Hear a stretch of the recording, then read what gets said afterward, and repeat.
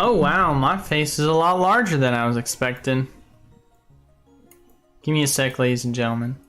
Welcome, welcome. Thank you guys all so much for stopping by. My name is Eli, if you don't already know. Tuesdays and Thursdays are our live stream Q&A days, where I answer any and all of your guys' general questions, or we just have a conversation about what is going on in the hobby. Whew, sorry about that. With that being said, of course, today's discussion will be titled off of last video that I posted on Wednesday, but it doesn't have to be what we specifically need to talk about. So feel free to ask me any and all questions. As always, jumping into it, want to enter into our weekly giveaways, make sure you leave a like, comment down below, subscribe to your YouTube channel, and then hit the notification bell. But without further ado, let's give a couple of shout outs to people who are here so far, and then let's jump right into it. So Mr. Tyrone Smith, Poke Department Store, Polaris, TT, and then Roy. Thank you all for being here so far. Finally able to catch another live. Woot woot. Well, good to see you here. Good to see you here. TT says, hey guys, what's up TT? Tyrone with the T, Poke Department with the T. How are you feeling about the Pokemon hobby overall? That's a great question. I would definitely say, like, it's not that I'm necessarily fearful. I don't think fearful is the right word, but I'd be lying if I said I wasn't like trying to be cautiously optimistic based off of the fact that we are having shortages. And that'll be Friday's video, by the way, more than likely. There's massive shortages going on with Pokemon product supplies on distributors' pages. And it's something that's really starting to scare me a little bit.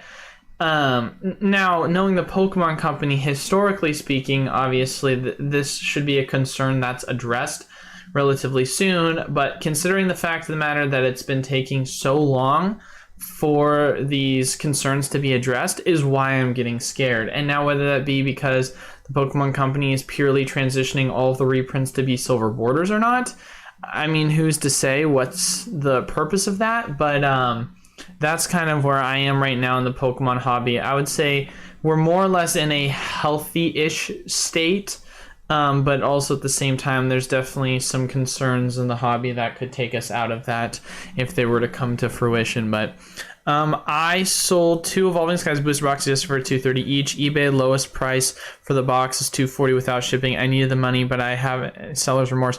What do you think? Well, I don't know, Roy, where you live, but if you went to, obviously, TCG Player, it takes 5 minutes to set up a TCG Player account. And then from there, you would have been able to have sold it at, like, $285. So that's where I think you went wrong there, in my personal opinion. My face is frozen. Who would have guessed that? Never seen that coming.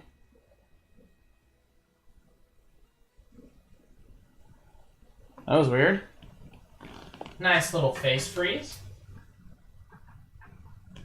But yeah, no, I definitely would say that I would have just made a TCG Player account at that point, because you could have made so much more money off that. You could have made at least, like, obviously, you know, after fees, but yeah, because I mean, let's go take a look right now, and we can pop it up on the second screen and see what the player pricing is.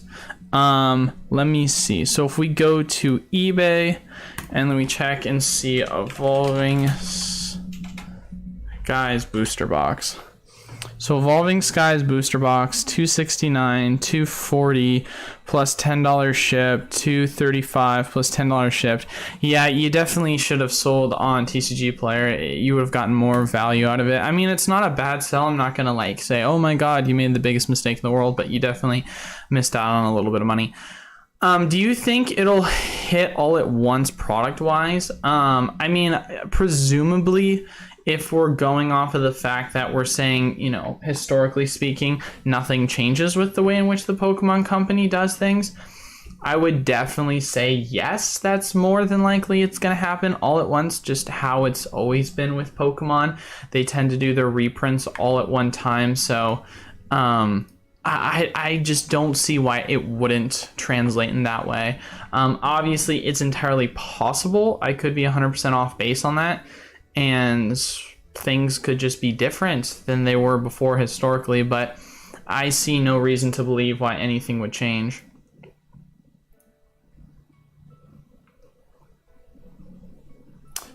Wow, look at my face. My face is looking something crazy here and there. How do you feel about vintage packs of WotC EX era? I mean, I guess the question is, what do you mean, how do I feel about that?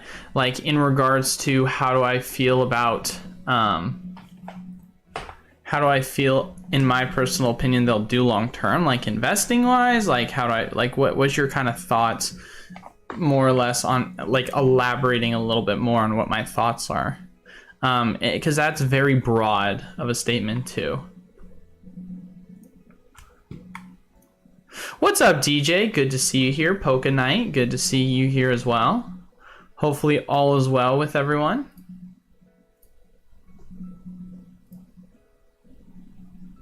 As potential investments, I would say that, I mean, you definitely have that case for the fact that long term they're going to do well just based off the history of the product. They're the obviously oldest product, so they're the scarcest, and so value is going to, of course, go up over time. Ultimately, the question is, obviously, with the scalability of Pokemon in the future, these items obviously have skyrocketed the most, and so you would have to believe to yourself, right, how much of that parabolic upside is available, since it's already gone up so much, and a large portion of these products are already extremely high in their terms of value. So more or less the point that I'm trying to make with that is that I think they're good investments regardless. I think they're safer investments long term. The question is, in terms of upside, will you get that high volatility swings as you did within the 2020 COVID bubble in the future if we were to get another parabolic swing?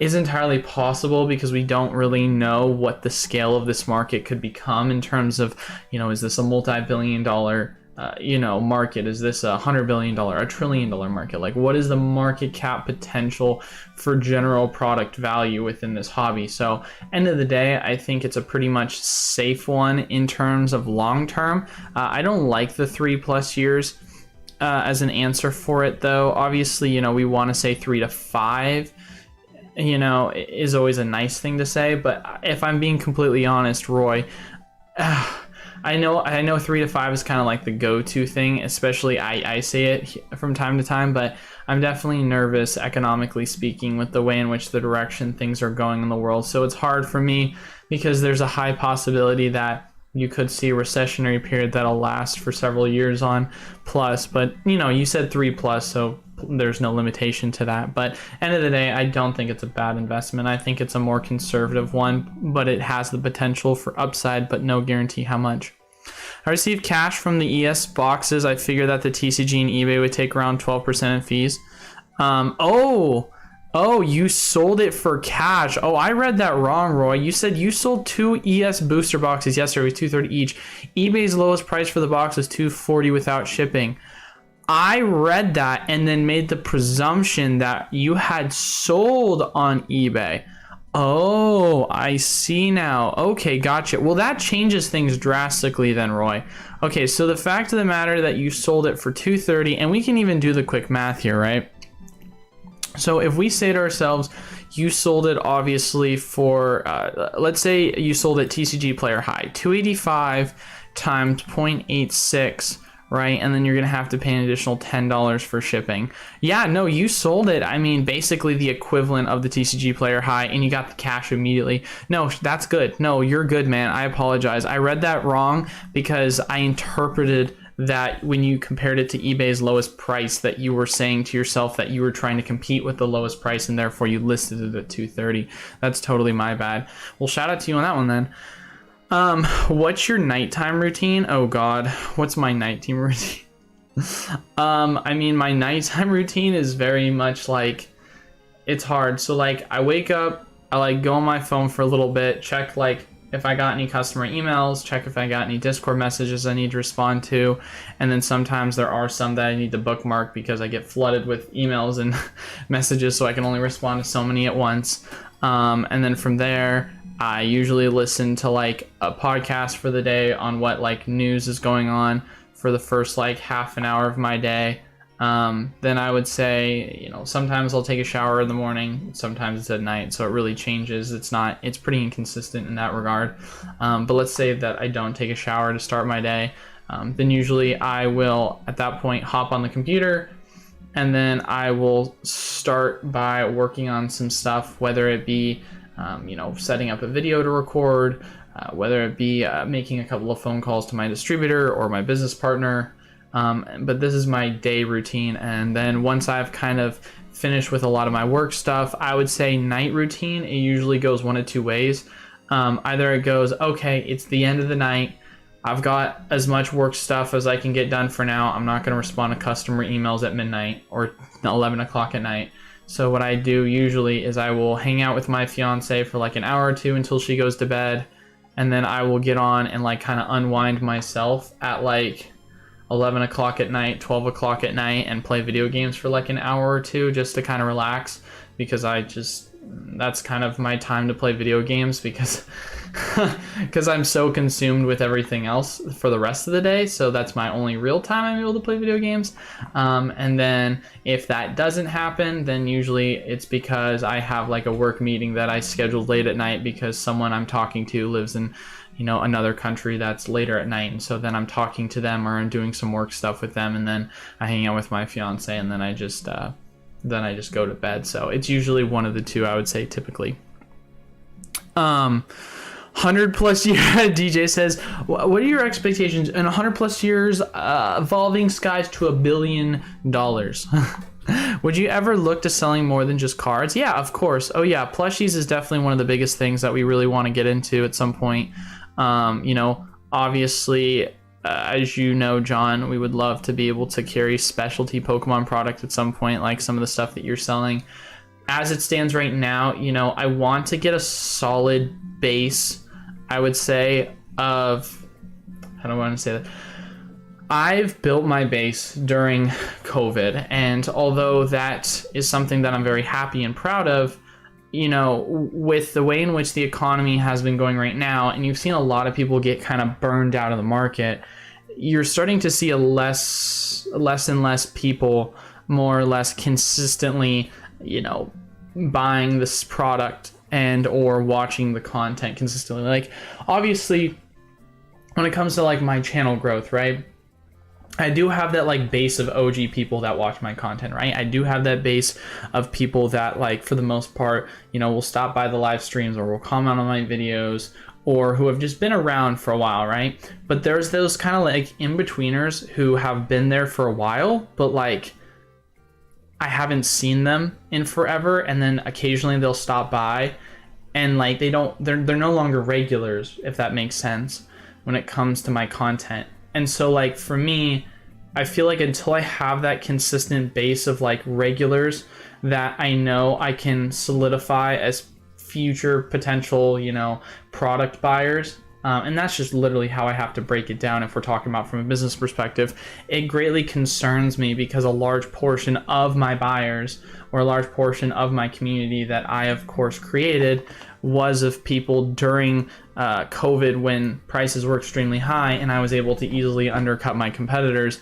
But now that my products more or less are changing, and I'm changing the overall way in which Pokemart USA is going to operate, it's definitely one of those things where things have started to change in a way that makes me feel like, all right, if I can make these adjustments and the market is making the adjustments itself, if I can learn to adapt with that and stay alive, more or less, like, without getting into like the details of it and breaking it fully down for you, if I can hold a customer base during a recessionary period just the same, if not better, than during a boom in the economy when everyone's spending money, then I'm going to be good. Because in a recessionary period is obviously when people tend to struggle the most.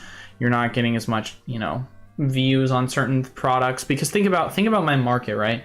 My market of individuals that watch me are purely investment based. If the economy is not doing the best, a lot of the casual investor types for Pokemon are not going to watch my content because they don't have the liquidity to do so. So it affects my general viewership, right? If there is, of course, you know, downturns in the economy and people are opening Pokemon product, that's something you can live through. That's something where I can go to PokeRev, see him drop a couple $1,000s, and I can live vicariously through his content. You can't really live vicarious through my content. Maybe you're someone that like watches my videos because you do have the money, or you hope to get the money at some point to be able to do a lot of this investing. But you know, for the most part, it's definitely one of those things where during downturns in the market, you can obviously a gradual effect it has on individuals that have followed my channel and how it affects them financially, because they don't have that kind of freedom. So that's where I would say that the eventual transitional shift is going to have to come to a point where I continuously am going to talk about investing product, but I also have to diversify my channel in a way in which I'm able to talk about more than that to get a broader audience base that I can consistently have being a part of the community that will then allow me to transition into selling alternative products, more or less. Super long answer, but yeah. Should I hold on or sell my Evolving Skies ETBs I-15? Probably hold on at this point. There's a recent reprint for Evolving Skies ETBs. Product value is more than likely just going to keep going up for now. And as far as it goes, unless we have any word of an Evolving Skies reprint, there's no need to rush it, I should say. Should have been more specific. No, yeah, of course, Roy. We'll shout out to you, like I said again. D, what's up? Yo, yo, yo. How we doing? John Doe, good to see you as always. I'm late. What the heck, man? SoundQuest, what's up? How we doing, Pokemon? He says. But yeah, no, it's interesting. Like some of the regulars we have, like obviously we still have like John Doe, we still have Pika Pika, we still have John Boy, we still have Scratch'em, we have, oh, I mean, I could keep going on and listing a lot of the regulars, but there's still some people that I've thought about that I'm like, man, I haven't seen Babe Cakes in a while. I haven't seen Derek in a while. I haven't seen like, and I can just keep going on about the regulars that I know of that would consistently watch my content that don't anymore. And that's where my mind is like, man, like, is it something where my content got boring? Which I don't think so, because I didn't really change much. And maybe that's the boring part of it all. Or it was financial reasons. Like, what happened to a lot of those kind of people? And it's not to say that like my viewership hasn't like greatly been affected, right? Like obviously when it comes to my concurrent viewership points, it was at 60s and 70s, and now it's, you know, if we're looking at best case highs, it's usually 40s and 50s. So it's a drop off, but it's not like, oh my gosh, I'm now having consistently 10 viewers each time, you know?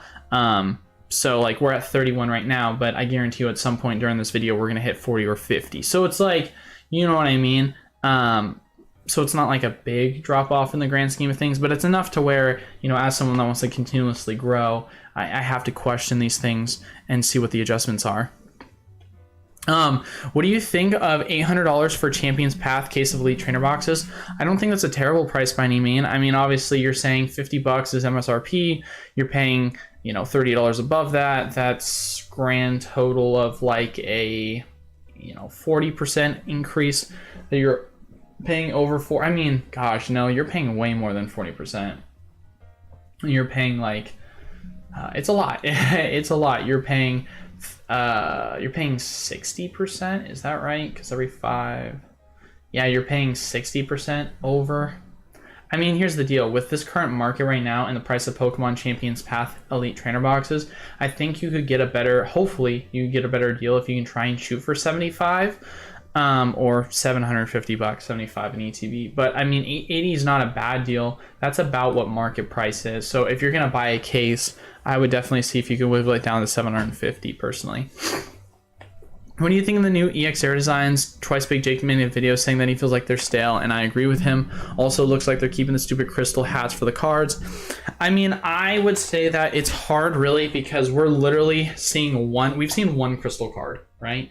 We've seen one crystal card, and we've obviously seen that they're going to be a transition into the silver borders for English, obviously. And with that being said, I think that there's going to be a reason for that. Now, maybe you said, oh, well, it's a long time coming. The reason for that is they should have done this forever ago. But I think that with the design of the crystals, the more or less intention is going to be that they're going to make future crystal designs that are going to look much better with silver borders. So I think it's too early to say. And just like with everything that we talk about, everyone's always going to be hyperbolic and overreact before we even know what the, you know, what's the reality of it. I will say your channel is a bit niche for a climb to 100K, but still great for us investors. Yeah, I would definitely agree with that, Wrath. and that's the thing, is like my content style is very niche, and so when it comes to like what I need to do to get that climb to like 100,000, I can keep an aspect of the channel that's niche, but I need to also have a broader aspect of the channel. And that's like what I'm trying to figure out from a marketing perspective right now on how I make that transition. We have to see when more cards come out, but at this point, I feel like you could be going back to Sword and Shield sets. We have to see when more cards come out, but at this point I feel people could. It's entirely possible. I mean, it's entirely possible, but, you know, obviously we don't know at this point. Card Palace, what's up, Eli? He asked. Nothing much. How about yourself? Hopefully you're all doing well. Yeah, I wasn't watching for a month just because it feels like nothing is really going on in the hobby. You know, it's funny you say that. And if any of you guys also want to add on, like what Tyrone just said there, because that was something I did actually mention where it felt like it had been a while since I've heard from Tyrone as one of the regulars. I was like, hey, where you at, Tyrone? You know, and it was funny because you commented on that video. But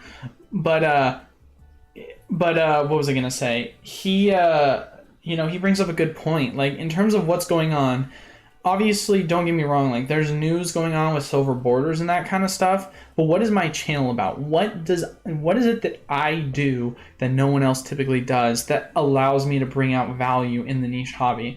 You know, obviously, I have my investment points, and I'll give you guys my top picks, and when it comes to me giving my top picks, that's the videos that get the most views because people care about that kind of thing, right? Hey, Eli, what do you like right now to invest in? But outside of that, what are the videos that get the clicks? And that's the reprint news, the reprint information that we're finally finding out, and the insider info when it comes to my connections with distributors.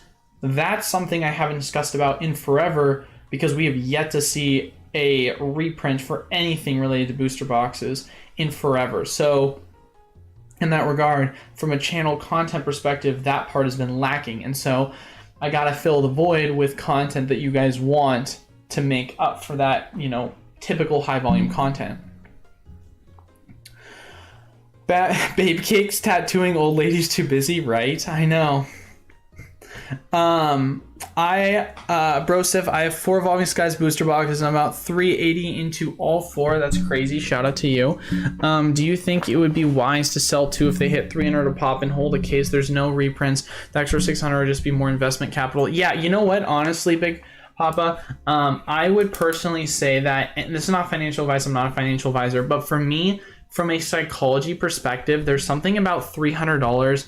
I feel like it's going to get close to that point and then it's going to freeze. I could be wrong. It could just blow past $300. But I think the fact is this product is obviously like just a little over a year old. And for it to reach $300 for a booster box this fast, $300 psychologically seems like something where it's not a bad point to just sell. Because I told people that, hey, if it breaks $200, it's probably not going to stop. And next stop is $300 by end of year. And as it approaches $300 by end of year, I'm now saying, okay, this got here a lot faster than I expected.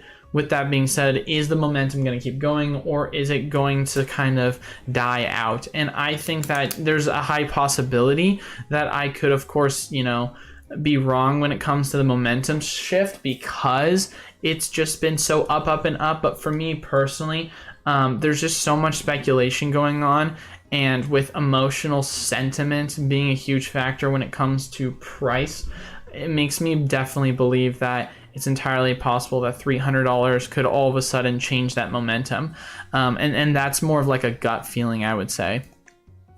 I've been doing some work lately where I didn't have internet. Misses your last vid, but catching when I can for sure. Always entertaining. I appreciate that, John Doe. And obviously, you know, you being one of the regulars and you're one of the OGs, it's always nice to have you on here because you always ask such insightful questions that not only contribute to the stream, but also as well, you know, it contributes to the stream because you ask good questions, but it also helps inform people, which is awesome.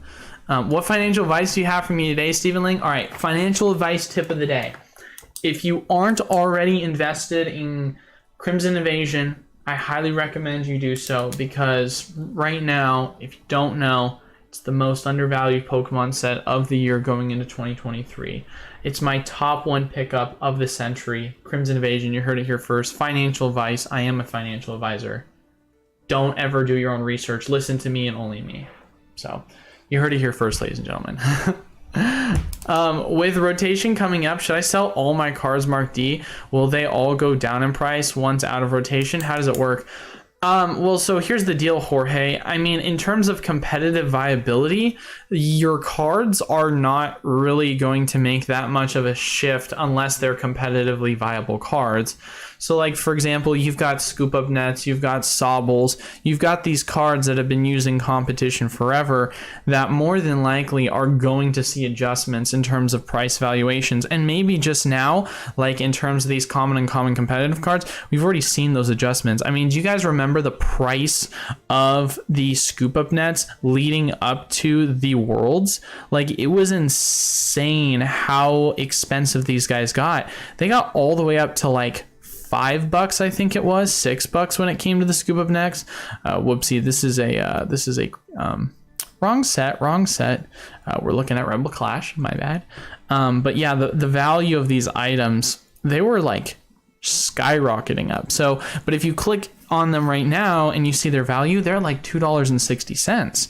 And if we look at the overall yearly value of this item, $5.73 in September. Well, what was right around the same exact time? It was Worlds. And if you watch the lead up to Worlds, which was in the middle of August, where did the price go from June, May? $1.33, then $2.95, and then as it got closer and closer to Worlds, it hit its peak about a month after Worlds, and then what do you know? What has it done since then? It's just been plummeting.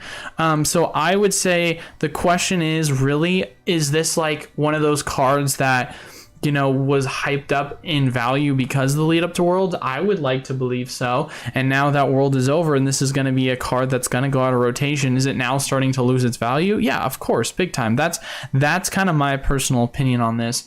But in terms of your like cards that are in the D rotation that are like, let's say, you know, rainbow rares, like your rainbow rare Pikachu, or, you know, your Shining Fates cards, I would not be concerned at all about any of those D symbols. I would presume they're actually going to go up in value because they're collectible, not playable. And that's the thing you have to differentiate in betweens if that's going to change things. And even some of these playable cards, like their value will obviously come down, but they'll still have a place in Expanded as long as they're able to fit into that.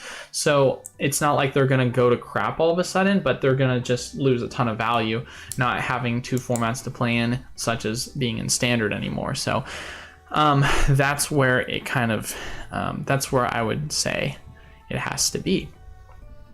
You just need to push like Cool Trainer Ryan from Rev. You just need a push like Cool Trainer Ryan from Rev. What do you mean by that, TT? Would you say a lot of Pokemon YouTube channels hype certain products like the pump and dump schemes to increase value on their own products? That's a great question, actually, Roy.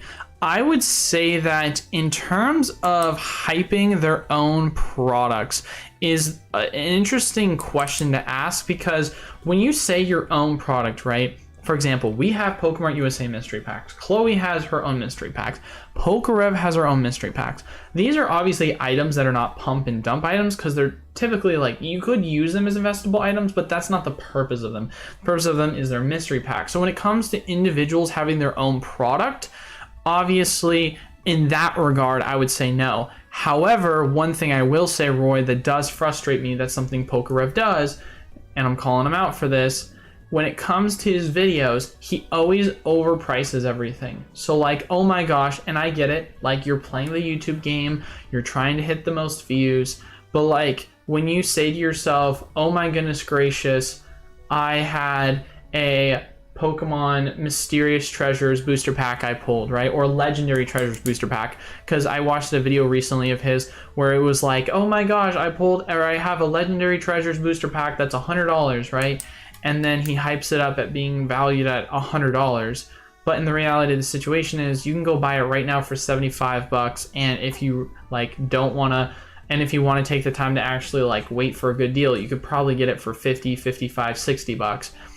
Now, obviously it's his own prerogative. Like he can sit there and say like, oh yeah, like I think this is worth X amount for these reasons. But the problem I feel like I have is he does this in a way where, one, it's very misleading because individuals that will then overvalue their product.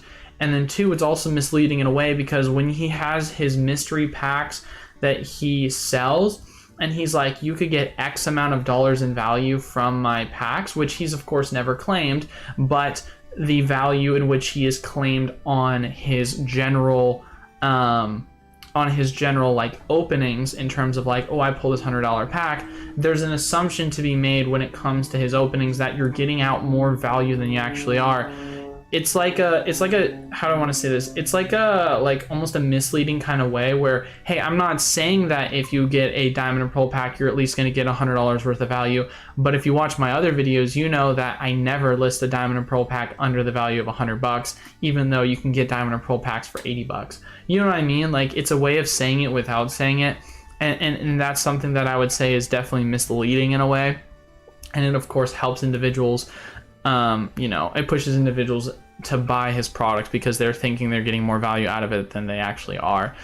So that's what I would generally say. Because what's the general incentive, I guess, for people to like go buy product that people are hyping up? Like, let's say hypothetically speaking, Danny has a website and he's like, yo, I love this sealed product. You guys should buy it from me. I think that, and I could be wrong, but I think the majority of people will see like as an immediate shill, like, hey, this product looks amazing, you should get it, here's the reason why, I have it on my site. I shouldn't have to sell you on why the product is amazing if you've been in the hobby for 5 seconds. Does it have Evolving Skies in it? Yes? Okay, then it's a possibility of being good. Is it a Charizard set? Does it have a Charizard card? Like, there's all these criteria that you can like literally take as a checklist. And if someone's gonna try and sell you something like, yo, this new V-Box is amazing, it's got so many cool things in it. Oh, what are the cool things in it? Well, it's got some Battle Styles packs and some Rebel Clash, and I really like the promo of the Tapu Koko. I think the Tapu Koko promo is extremely cool. It's gonna go up into the moon. Like, if you just took 5 seconds to like do research and be like, is Battle Styles a good set? Is Rebel Clash a good set?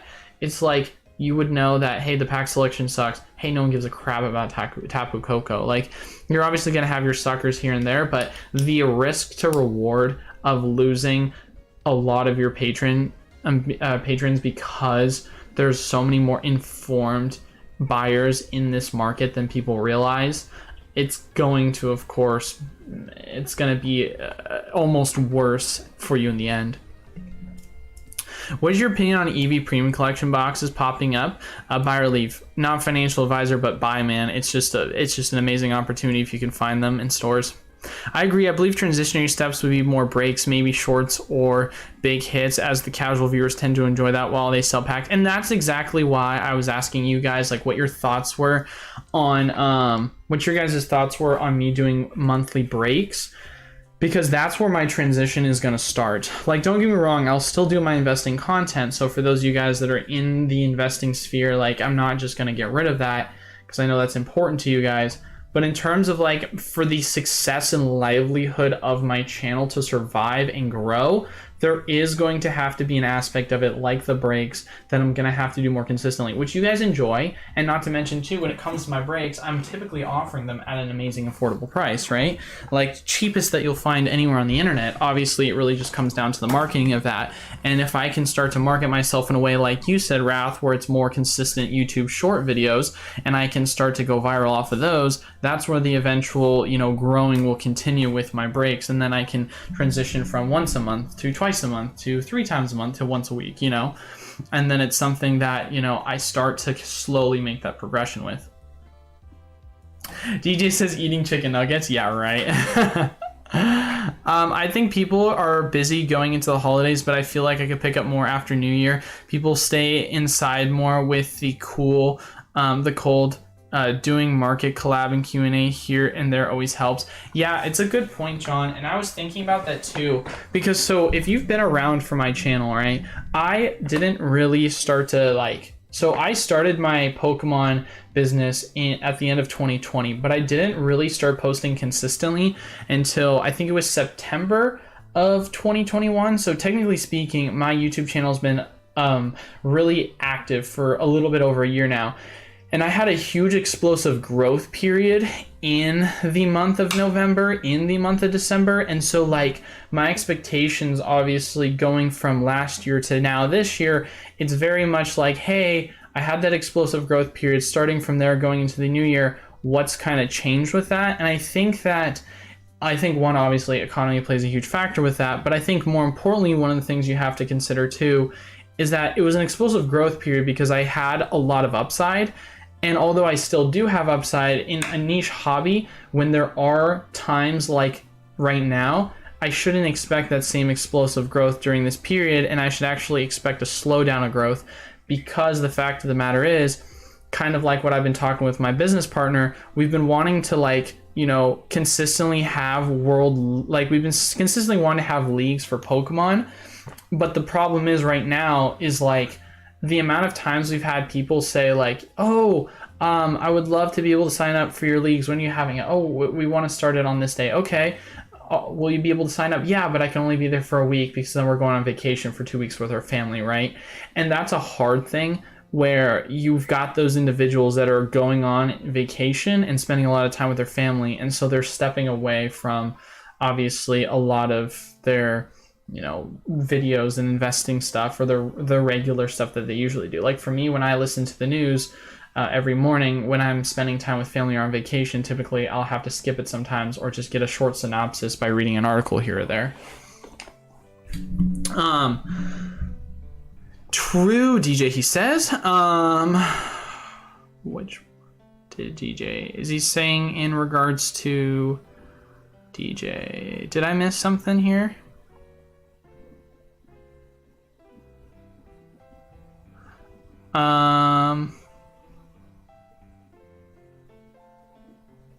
Where did I miss it? Where did DJ say something? Did I miss something?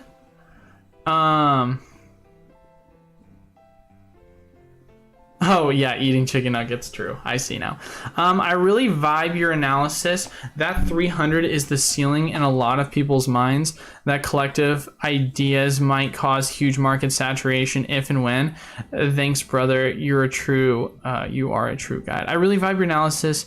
That 300. Oh yeah, 100%. I mean, that's the thing. Yeah, that's definitely something a lot of people aren't taking into consideration, is the market psychology of it all. Do you think the swap of the silver borders will increase the value of current yellow border cards? Oh, most definitely. It will almost, like, in some people's mind, it'll be hard for them not to take that switch of saying, this is like first ed and this is second ed. And there's going to be a huge difference. I feel like people are mentally going to do that. What's your top 3 Crown Zenith products to pick up? I like those legendary Altar Bird Tins for the right price. I mean, my thing has always been the same, John. My favorite product to pick up for Crown Zenith are going to be the ones that are going to be priced the best in terms of not only their promos that they have, but also their price per pack. And, historically speaking, also what's the most collectible. So for me, it's the same as always. Premium collection, mini tins, elite trainer boxes. Elite trainer boxes, obviously the most collectible. Premium collection boxes, extremely collectible with the shiny Zacian and Zamazente. And then the mini tins, as it stands right now, it's the best price per pack. So that's where I'm kind of looking at it when it comes to those 3 items. I have nothing against the Galar tins, but if you look at the, if you look at the price for how much you're getting out of them, comparing it to Shining Fates tins, Shining Fates tins had 6 packs. These only have 5 packs, if I'm correct. So I feel like you're getting less out of it. Obviously, it's $25 and not $30, but even if you break it down in a way where you're able to get it for cheaper, the value itself feels like it's still less thereof. But I don't know, maybe I don't know what I'm talking about. Don't get me wrong, like the promos themselves are cool, but I think they're a little overplayed or overhyped at this point, and I think that they're gonna seem cool for now, but then in the future, once they've come out and everyone has a trillion of them from opening up the tins consistently, they're not gonna seem as cool anymore. But that's just me. Can we do a Sun and Moon tier list today? Yeah, if someone wants to shoot me over a link to like a Sun and Moon tier list that we can do, I'd be more than happy to do one. Yeah, you're better off shelving them and waiting for reprints. Yeah. I have 12 sets right now that I bought at MSRP. Plan to. They're beautiful boxes and cards. Right on. Yeah, no, 100%. They're gorgeous. Eli, I mean that Rev pushed their channels like Ryan and Pokevault. Maybe send him a mystery box. Here's my biggest concern, TT, that I have, is that if I am going to do something like that, what is that? What is that I'm going to do, right? Because if you look at my content that I'm pushing out right now, obviously investing content is not something that directly interferes as a competitor of him. And when it comes to PokeRev, you know, he's doing it more or less because he gets free stuff out of it. And it helps other individuals grow their channel. But here's my biggest thing that I get scared of. I have my own mystery packs. And although obviously he's had Chloe on the channel, if I were to say, hey guys, I'm going to send PokeRev my own Pokemart USA mystery packs, and they're going to be much better odds, much better value, and so on and so forth, and he's going to take one look at them and be like, yo, these feel like a just straight, like, you know what I mean? Like, it's one thing if it's Chloe because they've been friends for a while, to my knowledge. It's another if it's some random guy that says, hey, I'm going to send you some of my own custom mystery packs that I think are way better than yours that you should show to your customers so that I can steal them from you. So that's my greatest fear with that. Unless I were to be like, hey, I'm going to send you some just general Pokemart USA mystery products that I'm going to just say you would enjoy, just something that I can kind of sell him on, then sure, that's great. I just don't know what that looks like at this moment. You know what I mean? Rev's best friends with cool trainer Ryan, lives near him, so they'll keep doing collabs. Yeah, well, that's another thing, is I'm not tight with any of them, so it's hard for me to want to do that. Our booster box is drying up at distributors. Yep, I've got one distributor that has booster boxes available in my region that I'm located in, and I have 5 distributors at this point. It's not looking good. Dude, how many content creators would be scared to death to throw shade on Rev? Kudos to you for saying what's on your mind to benefit others. Yeah, I appreciate that, brother. I mean, it's not even like it's one of these things where, like, because I'd be lying if I said I wasn't inspired by Rev's content, because what I think he's doing is extremely, I think what he's doing in terms of content-wise and in terms of what he's doing for breaks and what he's doing for mystery product, I think it's very innovative for the community. I think it's extremely healthy, and obviously he's doing something that, you know, it's almost like handing off the mantle to him from what Leonhardt was doing. But obviously, with that all being said, that's about all you hear, and the buck stops there, and then people leave out any of the criticism, because just because you're doing all these great things doesn't necessarily mean that there isn't a downside, or there isn't some like negative factors that the individual is pushing that you shouldn't all of a sudden sweep under the rug, because all of the good is going to outweigh the bad. Now, that's not to say that all of a sudden we're going to look purely at his bad and never give him credit for what good he's done, but you can never neglect one or the other. You have to be able to take everything with a grain of salt and look and see, you know, what everything is not totally black and white, you know?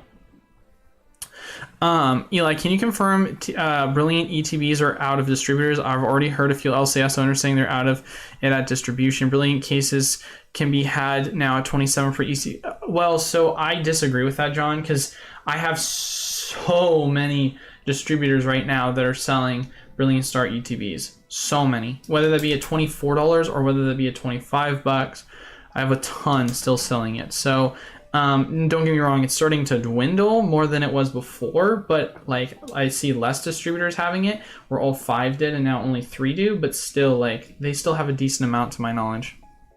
Bought 2 Crimson Invasion booster box, thanks to you. That's what you love to hear, Steven. Shout out to you on that one. No, I'm just kidding. Yes, keep the investing content. Yes, no, I will definitely keep the investing content. I don't want to be that guy that's like, how do I want to say this? I don't want to be that guy that starts off with a certain way of content that I enjoy and then makes the pure pivot just from a, you know, business decision, and then I end up feeling like I neglected a lot of my original followers that got me to where I was to begin with. I want to be that guy that is able to take them along the way, but obviously we're gonna have to make some adjustments if you want to see me succeed, you know? That's how I look at it. Good afternoon, Eli. Should Evolving Skies be reprinted along with the release of Crown Zenith? So Chilling Reign and Fusion Strike don't have to compete with that. I think everything should be... You want my honest opinion? I think everything should be reprinted leading up to the E. I think that when we go out of rotation for D, I think everything E needs to get a reprint. You can make that exception for celebrations, but I think Chilling Reign needs a reprint. I think Battle Styles needs a reprint. I think Fusion Strike needs a reprint. I think Brilliant Star needs a reprint. I think Astral Radiance needs a reprint. I mean, I'm going to list everything. I think everything needs a reprint. You know, maybe Pokemon Go doesn't need a reprint. I will say Pokemon Go doesn't need a reprint as well, but everything needs a reprint. And now that's going to sound controversial because people are going to be like, but Eli, Battle Styles is still at $90. Why could you ever say something like that? Because I don't freaking think everyone realizes how bad product is right now in terms of pricing. Like, obviously, in terms of value MSRP wise, we're still below MSRP, which for most people, they see that as a good deal. But in terms of the competitive landscape and how this is going to drastically affect things as cards are going to go out of rotation and it's going to shift the meta, you're going to see a lot of cards become drastically more expensive in the E sector, and you're going to have to run down a lot of the prices on those cards. And once again, with that, competitively viable cards are going to make certain sets, of course, have some more value to them. And that's why I think it's important that you do that to protect the competitive viability of the overall game. And don't get me wrong, like, I've always given a ton of criticisms in terms of the game itself of Pokemon compared to others like Magic or Flesh and such. But at the end of the day, you know, criticisms that are needed because the game itself has a lot of evolving to do. And I think that in terms of competitiveness as a game itself, it's still something that is to be considered as the primary importance when it comes to the livelihood of the game and of the collecting, TCG itself. So we can't just fully neglect that for the investor type because, oh no, I got into Brilliant Star at $100 and now it's $180 and they print it in the ground. How could they do something like that when you're neglecting the majority of other people? It's like kind of why they're throwing in Arceus V product here everywhere, because they know how, from a competitive perspective, viable the cards are for Arceus because of the colorless and how it gives you that flexibility. Kind of like the Archeops cards that's in Silver Tempest. Like, you gotta always consider the player. I'd rather see long format videos focusing on rotation forecasts. What do you mean by that, Derek? I would love it if you could explain that to me a little bit more. Maybe Red sends other Pokemon YouTubers mystery packs that have already predetermined by Rev how vintage packs. This mistake makes viewers believe they also have a high chance of getting vintage too. Isn't that a crime? I see what you're saying, like in terms of the false advertising of it all, but I have no way to prove that, and I don't want to get into the accusation lane in that regard, because that, I feel like, is something that you have like no way of proving that. Like, if you could prove that, then obviously shame on him, but if he's not doing that and we're making those accusations, then shame on us. The only thing that we can prove is what he's actively doing, which is obviously propping up product value pricing. That's something that obviously we can say shame on him, but I'm not going to sit here and say, you know, oh, I don't like Pokerev, which I do, but if I am someone, let's say I'm a hater, oh, I don't like Pokerev, I think he's doing this. Can I prove it? No, but I don't like him, so I'm going to say he's doing it. Like, we can't immediately get on the emotional train of, I don't like Pokerev because of X reason, or because his eyebrows look funny. All of a sudden, we're going to start saying things about him in a way that could be dangerous, because we don't want to spread around misinformation, you know? That's kind of my opinion.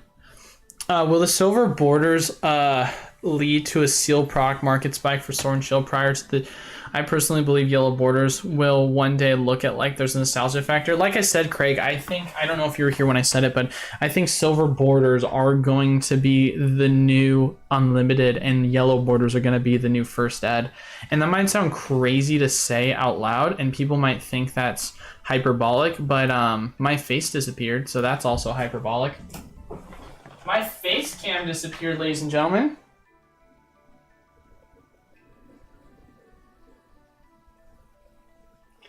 And we're gonna hopefully fix that.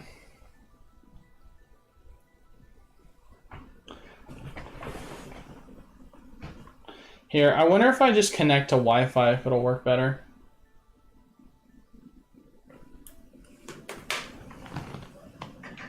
We're gonna connect to Wi-Fi and hope for the best.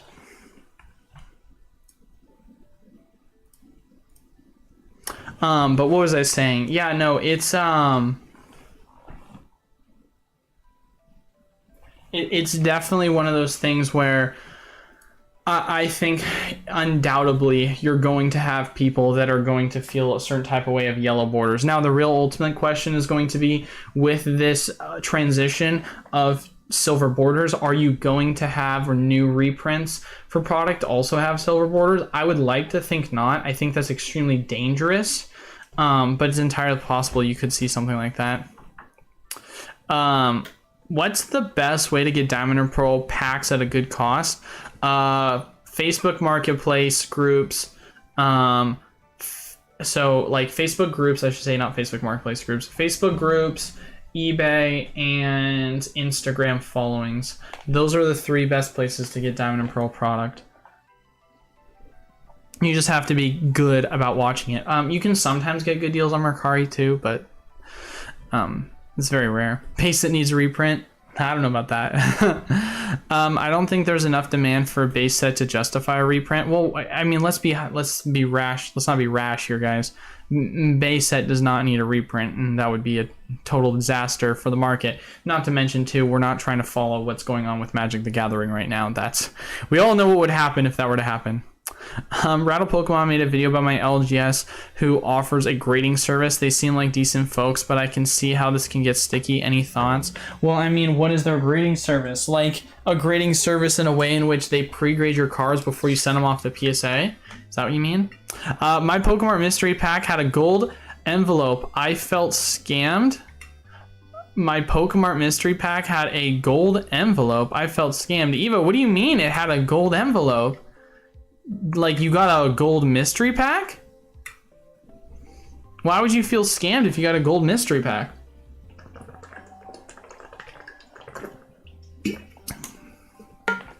I was able to grab a case of Galarian Tins at 19 per. I figured it's a solid price with nice promos. I like they're coming with all the CZ packs, so I don't have to worry about future repacks. Yeah, no, that's definitely like I said, man, my favorite product at the end of the day is the one where I can get the best price per pack. But besides that, you know, if you can get certain items better. You were kidding, Evo? I was so confused. I was like, crap, did I accidentally like put a Evolving Skies pack in a gold pack? I was so confused for a second. I started panicking a little bit because I always want to make sure that when you get a gold pack, you get a gold pack, you know? Hence my happy face. Okay. Oh, I see what you're saying, Evo. Oh, I'm so dumb, Evo. You were saying that in response to the people thinking that they were getting scammed from Pokerev because he weighs the packs in streamers' favors, and you're saying, oh yeah, well, I definitely felt scammed because I got a gold pack from you and I'm not a streamer. I get what you're saying. I'm so slow. I am so slow. What a goober I am. Well, shout out to you. Which gold pack did you get, if you don't mind me asking?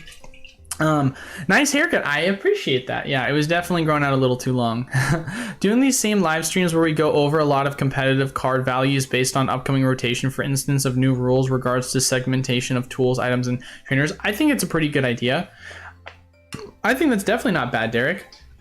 I wouldn't mind doing that. I feel like with that, I would need someone to do it with as well, because I could see that as a total segment from both an investing perspective and a playability perspective, and I could bring also a whole niche to that, because you can get into an area where if you want to talk about one of the most powerful things you can be as an investor who loves the competitive game is be someone that's good at deck building. Because if you're good at deck building and you're able to compete on a scale where people are watching you build your Pokemon decks, you can control the market in a very, very scary way, where you can come out with a deck that has certain cards that are playable because you're good at building that deck, and then the price of that product just skyrockets. And that's something that can be scary. There's a lot of price manipulation you can see with that. Like, hypothetically speaking, let's say that you're someone that competes in a tournament, right? And you use one specific card with that tournament and it just blows up because you're crushing people with that tournament. Let's say preemptively you went out on TCG Player, bought a bunch of that card, and then prices skyrocket after the tournament because you realized that this card was going to destroy in the meta. You probably just like 3x, 4x, 5x. I don't know what obviously the value is when you first got in it, but that can be scary dangerous. Obviously, in terms of, you know, who is creating that value, it's you, the competitor.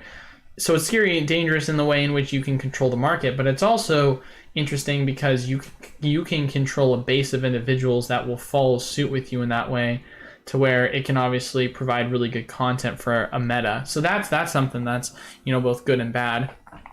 Oh, nice. You got a Triumphant pack. I can't remember if the Triumphant or the Undaunted one was a heavy. I knew that one of them was a heavy pack to my knowledge. I just can't remember which one. So I wish I could tell you if yours is a heavy or not. It's a pretty untapped. He's already said that. David, what's up, David? Let's go. Good to see you here. I don't know. Ruling the market would kind of be based. What do you mean ruling the market by that, Tyrone? How many SDCs have you been able to get, and how gradable do they look? John, I've said this before and I'll say it again. I've actually stayed away from the SDCs, and it has nothing to do with because I don't think it's a good idea because it's free tendies. It predominantly has to do with the fact that when the SDC like kind of trick first was found out, it was during the time when I was transitioning the move, and buying product and having storage for it was not something that I knew I was going to have, and so I didn't do it. And then obviously when I first moved down here, I spent a ton of money on setting up, you know, getting furniture, getting a washer dryer, etc., and then immediately starting by selling Pokemon USA mystery packs. And so a majority of my liquidity went into that.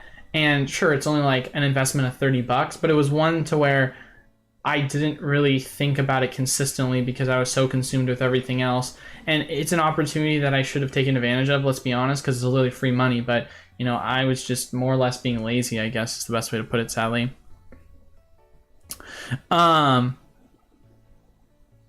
Now you're making me open. Now you're making me want to open. hey! Like I said, I have no clue which was which on which it was on if it was a heavy one or not. If you want to weigh it, if you have a scale, I can tell you if it's a heavy or not based on the database. What's up, John? Good to see you, Mr. John Failers. Hopefully all is well with you. Free money indeed, good sir. And people think, hey, listen, you can sit here and say that's a dangerous thing to say, that it's free money, but it is free money. It's literally free money. It's turning $5 into 40, or however much special delivery Charizard is now. Let's take a look. Special delivery Charizard. How much is the value of this card? Let's see if it's gone down. Let's see if it's gone down. From near mint, it is about $38, so still slightly below 40. Crazy. Pika, late by 40 minutes, usually filtering around 1 o'clock, and it is 1:40 Pacific Standard Time, good sir. What is your excuse? I want to hear it now. No, I'm just kidding. Christian or Rebo, that's a dangerous thing to say. Which thing? I've said a lot of dangerous things, Christian. I've said a lot of dangerous things today, whether it be true or whether it be me memeing. So I would love to hear which one. Because going and spending $5, if we're talking about the SDC, obviously $5 SDC code gets you a Charizard for $38.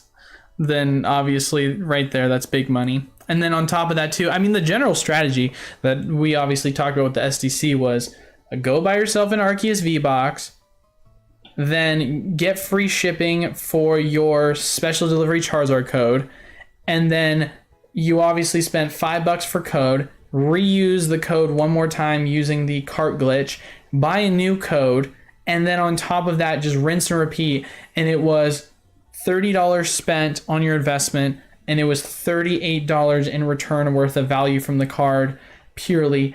that made up for like you were getting the free Arceus box and so on and so forth. So it was like the value was extremely high. Yeah, it's Christian was kidding. See, this is the hard thing, man, is I'm like, when it comes to me, I'm first and foremost, I'm very sarcastic. And so when you guys try and play along being sarcastic, I can't tell because of the text.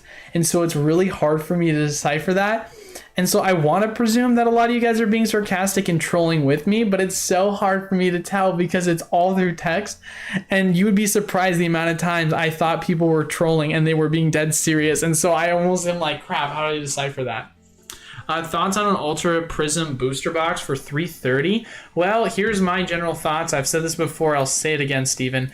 If you're going to honestly ask me the opinion of it, typically here's what I do.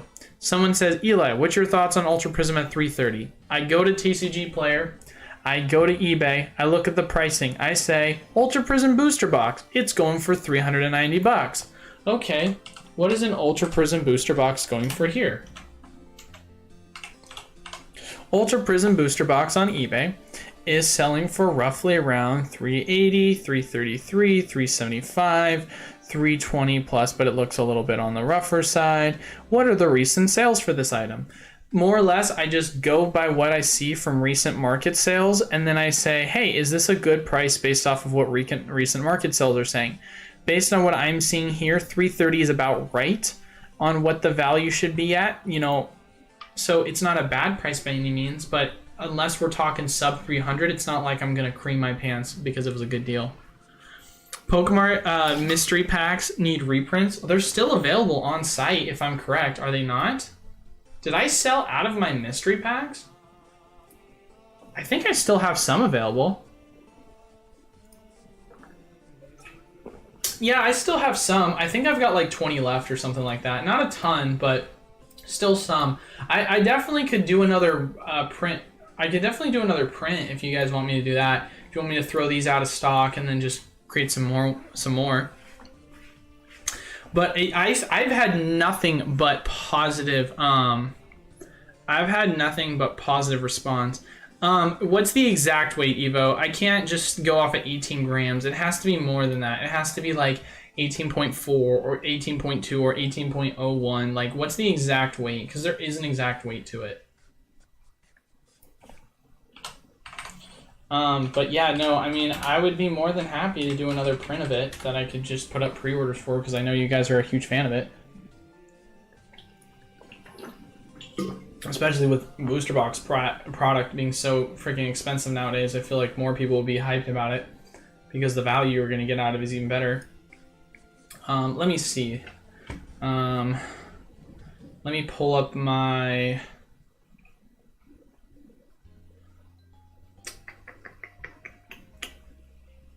Where's my weights database? Weights database. What's going on here? Oh, there we go. So this was a... Where's YouTube?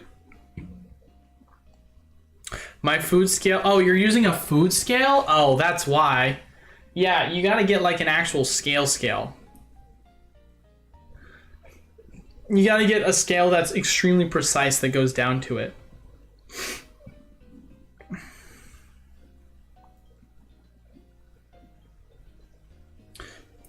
Let me see, because with like Triumphant, I can just give you the exact number if you want, just so that you can know. So with Triumphant,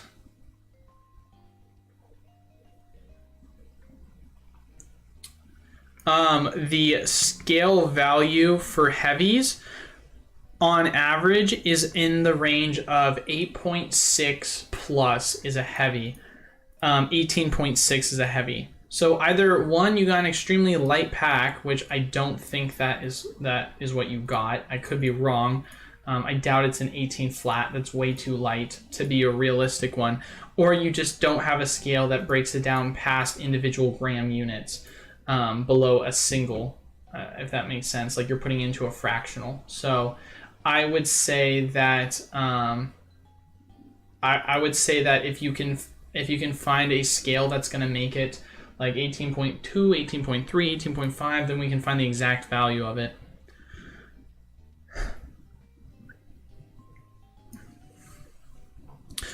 You, my friend, are the man. Love the content. Which way do you see the Charizard UPC move long term? To the freaking moon, Nat. Are you kidding me?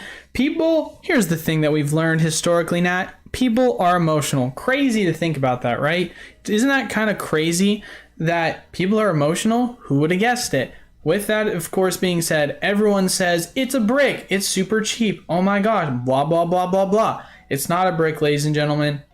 It's an item that got printed in the ground because the demand was super high. It was $300 before it got printed in the ground. What do you think happens when the supply goes down? What do you think is going to happen to it over time? We've seen it hit 300 before. Do you think it's going to hit 300 again? You sure as heck should assume so. I think it's going to do well. Plebisaurus Rex, speaking of regulars who we don't see as often as we should these days. Plebisaurus, what is up, my man? Glad to see you here. 150 by 2025. I tried to add 100 Pokemon packs to my cart and it gave me an error. Well, that's probably because I don't have 100 Pokemon packs. If you want me to give you the exact answer to how many I have, I can. I can tell you the exact amount that I have if you want to add all of them to cart, and then I have to freak out because now I'm gonna have to go get them all packaged up and, and make sure that you get everything. All right, so in terms of my product mystery packs that I have, Pokemart,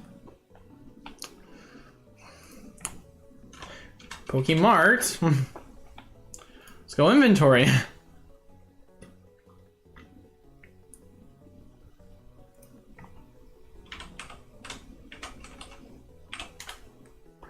I have 48, so I have 48 left. I have 48 mystery packs left. So there you go. You want to buy all of them? Buy 48. If you do, I'm going to lose my mind. That'd be sick. Build and battle boxes are looking enticing with booster boxes going up. That is a very good... First off, shout out to Scratchem for bringing it up.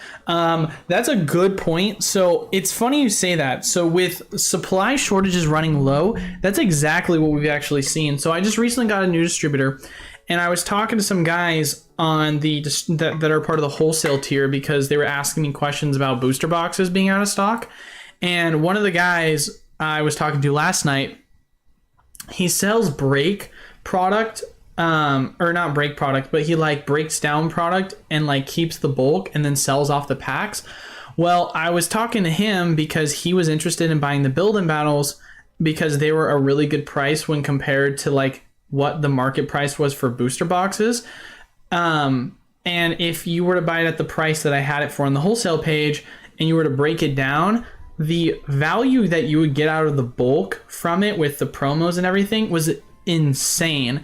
And that's something I feel like those people that are serious about saving money and want to like up their TCG player game, you could find real value with that. But obviously, to be fair, that's because we're getting it at wholesale pricing. So it's hard for me to go say that to you guys because obviously prices are a little bit more. But, you know, if you can get build and battle cases for 110, 116, 120, then obviously that's a completely different conversation, you know?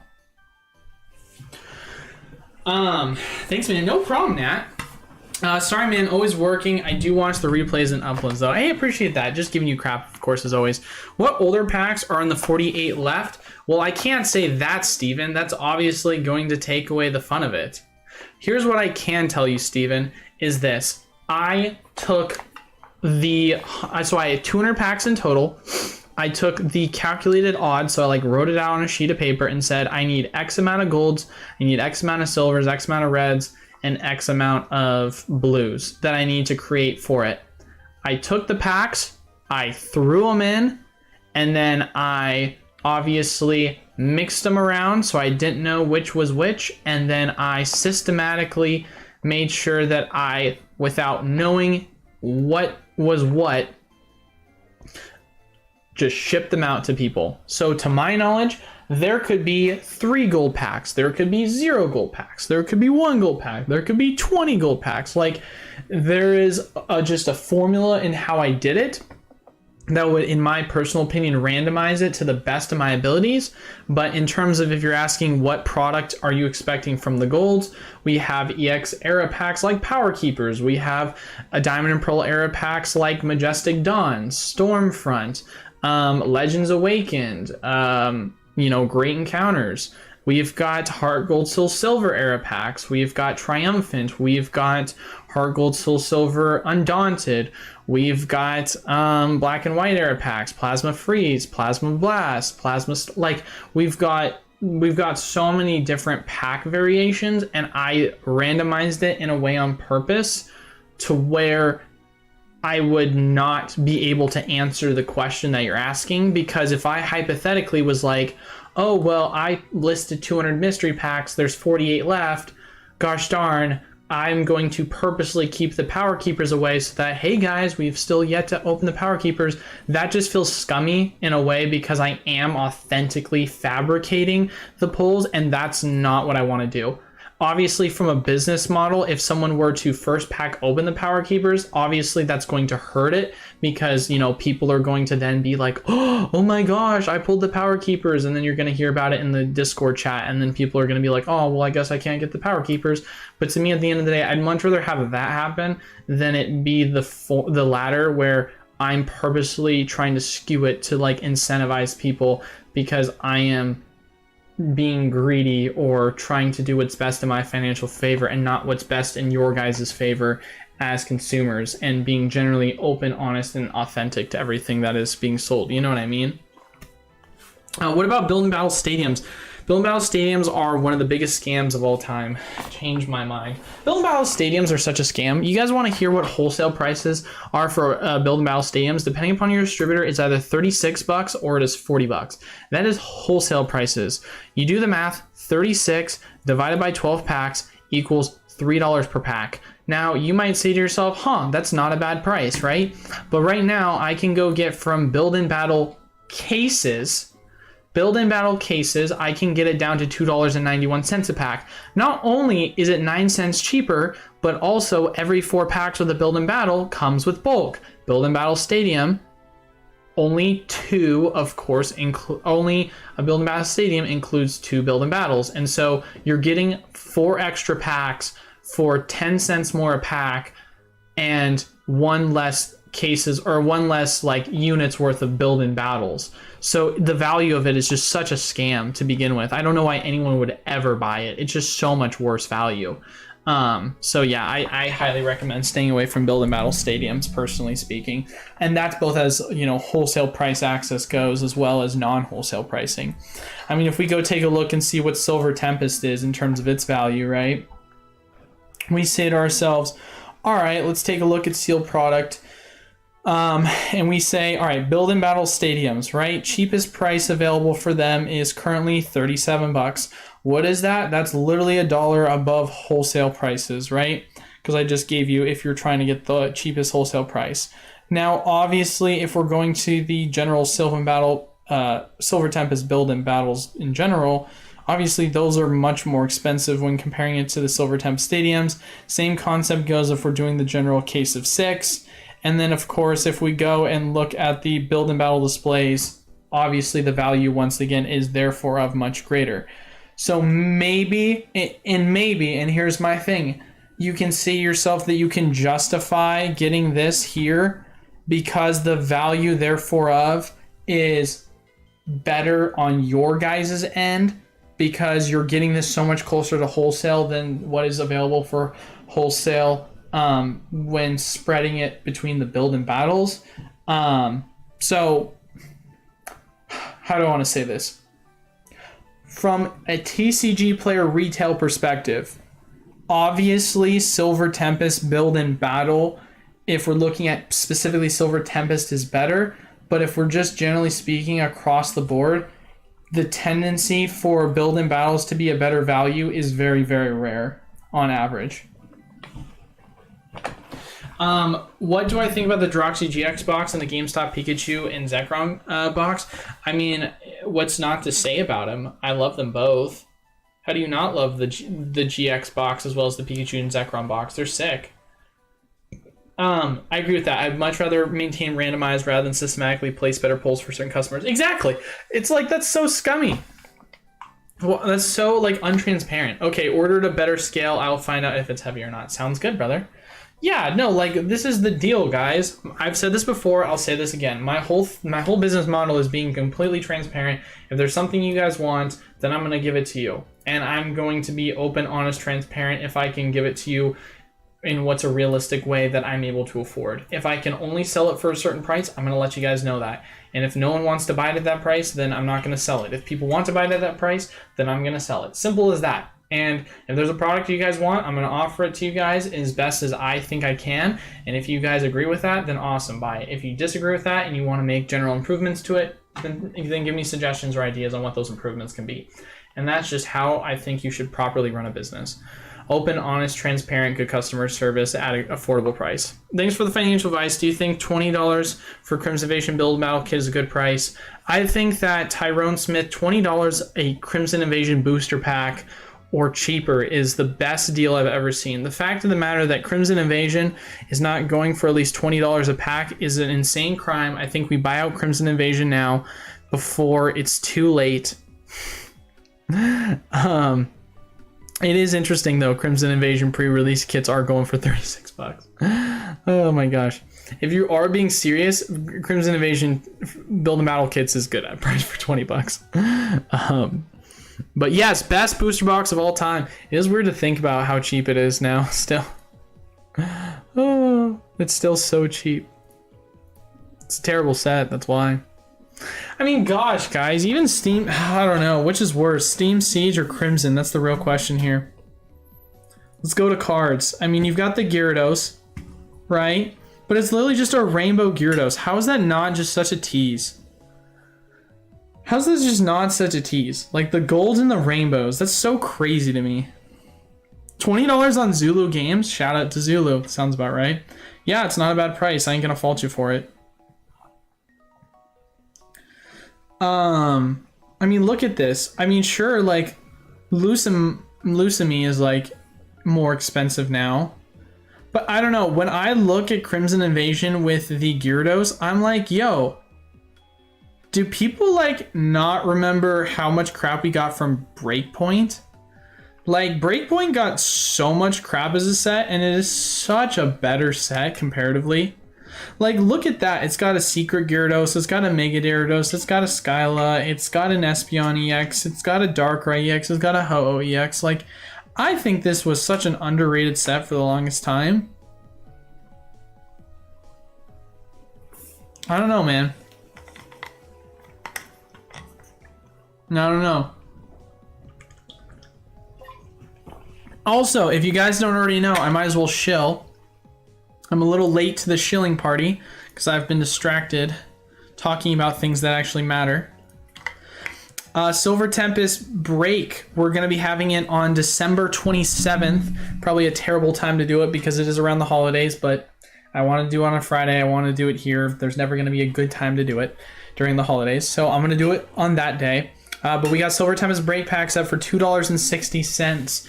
It's going to be done on the 27th, like I said, of December at 5 p.m. Pacific Standard Time. So if you want to check that out, be a part of the break, $2.60 a pack. So I think it's a pretty good deal, especially considering how expensive booster boxes are going to start becoming. It's going to be a good deal. Shout out to Breakpoint. Still have the ETB sealed. Yeah, shout out to Breakpoint indeed. I think Breakpoint's actually sick. I'm a fan of Breakpoint. I don't know. I don't know. Like, don't get me wrong, like, EX era / XY era, it gets well-deserved crap for how bad of an era it is, but there's still some things that are definitely to be loved in it. Ancient Origins got so much more crap than I felt like it should have. I really enjoyed Ancient Origins, personally speaking. I, understand the hate for it initially, but I feel like for me, the general enjoyment that I got out of it was I did enjoy the primal cards and the gold shiny-ish kind of feel to them. I feel like people are just mad because it says shiny full art, but it's not actually a shiny. That's my only guess. And then obviously it's got a Lugia EX full art.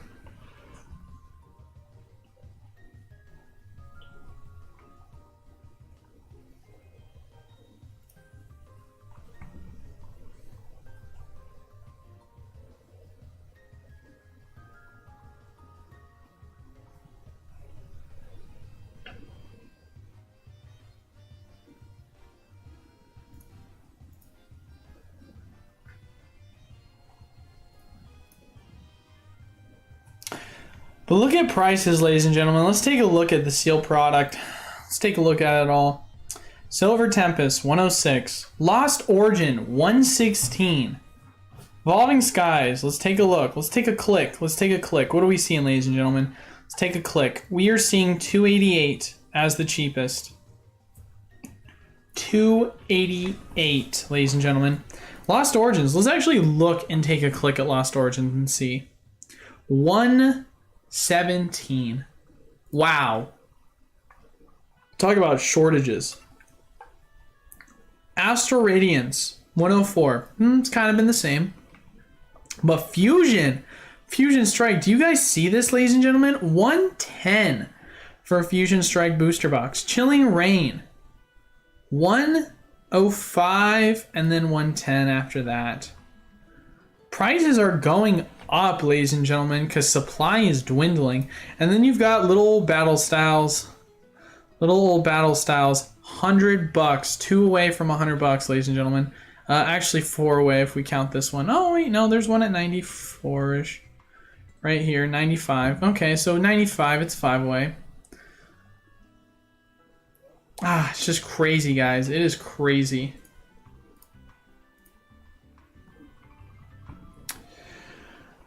Oh, crazy times. So, but I don't know, man. I don't know. What are you gonna do? Silver Tempest packs, $3.40 a pop. Silver Tempest booster boxes. You know, I mean, these are going to go up. Like, there's no question about it. They will go up. Do you think they're putting more of these good packs mixed with the bad products to sell off the junk? If they are scratching, they're doing a terrible job at it. Like, what's the last time we had a product that had an Evolving Skies pack in it? Think of the most recent product. Think of the most recent product we've even had, right? We've had most recently, obviously, the Ultra Premium Collections, which that's a good product. I wouldn't say it's a bad product, and it had Evolving. You had the, not Divergent tins, I forgot what the name of the tins were, and they didn't even guarantee they had an Evolving. There was like a 50-50 shot you did and you didn't. Virizion V-Boxes, doesn't have it. Electrode V-Boxes, doesn't have it. You have your V-Star boxes, like your Cleaver, Lucario, your Darkrai, your Shaman, they didn't have it.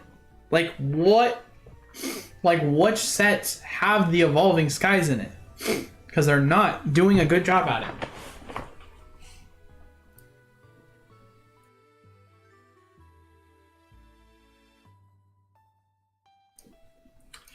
Do we know why prices are going up? Because supply is dwindling. There's very little supply going around.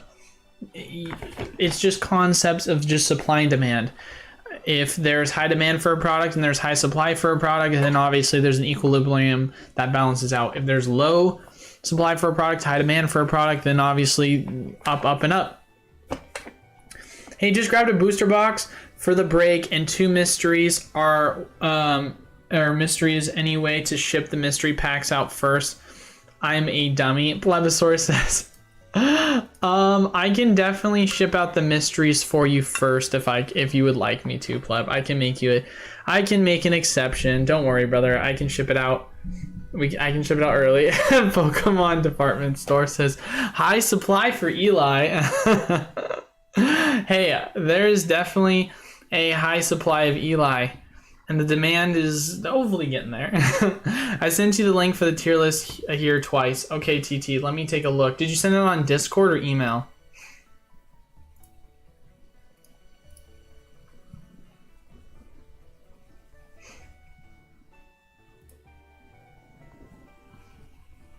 because I have yet to receive either an email or a Discord message. If we still want to do this. We've got half an hour before I wrap up the stream, so we can totally do this. No problem, Plebisaurus, of course. But yeah, what did you send it through, TT? Was it Instagram, maybe? Also, nice to see that my inbox is doing well. Or not my inbox is doing well, my internet. Oh, you sent it on here? Why am I not getting the link? TT, don't you have a Discord? You should just send me the link, because I can't see it for some reason through the chat. If the yellow border price is tanked, do you see them stabilizing the future like price crash on most sets to sub 90? If yellow border prices tank, do you see them stabilizing the future? I don't think they will tank. I think they'll become a high commodity. I think it'd be the other way around. I think that, don't get me wrong, silver borders will look better, but the vintage nature of the yellow borders is going to allow them to gain exponential value. It's kind of like base set. Base set, if we look at it, obviously during its time it was good, but if we look at product now and compared to base set is terrible when it comes to the holographic design and the card designs compared to nowadays. But obviously that's because they were a victim of their own times when looking at it by current day standards. With that being said, there's a reason why base set is still an extremely expensive set, you know? Like, it has nothing to do with the artwork, it has to do with the nostalgic value and the artwork of its time. Okay, I see TQT, I just got it. All right, cool. So TQT wants me to do a sun and moon tier list, so we can wrap it up doing that. Where do I do this? Yellow borders will become nostalgic. Exactly, Steven. Yellow borders will become nostalgic. Has nothing to do with the fact that the silver will look cooler. The nostalgic value the yellow borders will provide will allow it to increase its inherent value. All right, guys, where to begin? Crimson Invasion, do I really have to make an argument for why it is the worst of all time? Pretty simple, pretty simple. Cosmic Eclipse, up there. Hidden Fates, up there. Burning Shadows. See, here's what's hard, is like, I want to put Crimson Invasion in its own tier. Like, I want Crimson Invasion to be in its own tier. Eli is a high commodity. Hey, I'll take that. I'll take that. Like, this should be in its own tier, in my opinion, because of how bad the set is, right? Like, that's what makes it hard for me. And, like, it feels bad putting, like, here's what I think.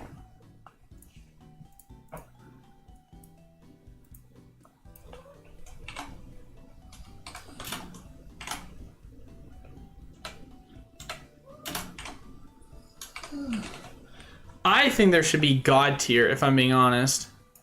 Because I think this is a whole different form of a generation. I think putting Team Up, Unbroken Bonds, and Unified Minds in anything other than S tier feels disrespectful.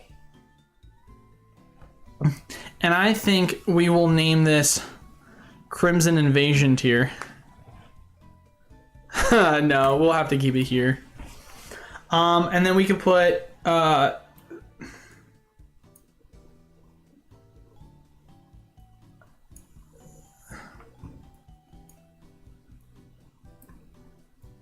Man, this is easy.